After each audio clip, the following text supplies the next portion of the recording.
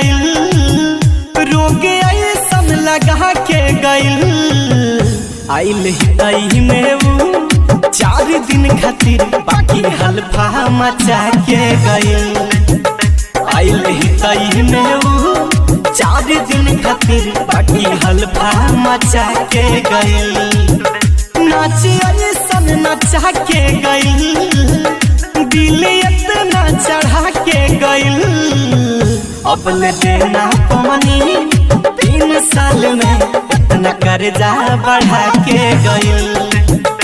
आइल हितई में ऊ 4 दिन खातिर बाकी हल्फा मचा के गइल।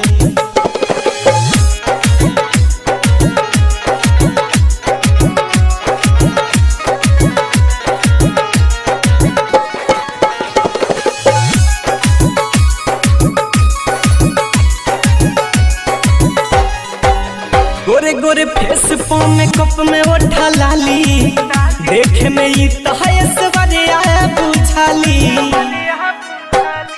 ओ गोरे गोरे फेस में कप में ओठा लाली, देखे में एकदम सवरे आया बुझाली। रस यही सन चुहा के गइल, सबके अपन बना के गइल। अब ले देना पवनी 3 साल में इतना कर्जा बढ़ा के गइल। आइल हितई में ऊ 4 दिन खातिर बाकी हल्फा मचा के गइल।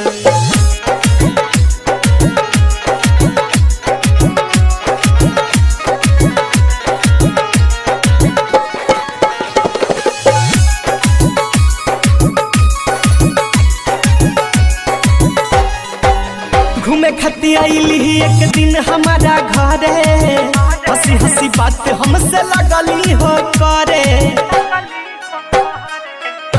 अरे घूमे खातिर आइली एक दिन हमारा घरे, हंसी हंसी बात हमसे लगली हो करे।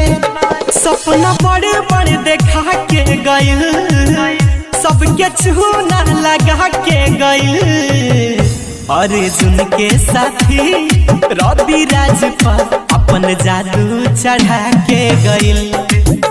अब ले देना पवनी 3 साल में इतना कर्जा बढ़ा के गइल। आइल हितई में ऊ 4 दिन खातिर बाकी हल्फा मचा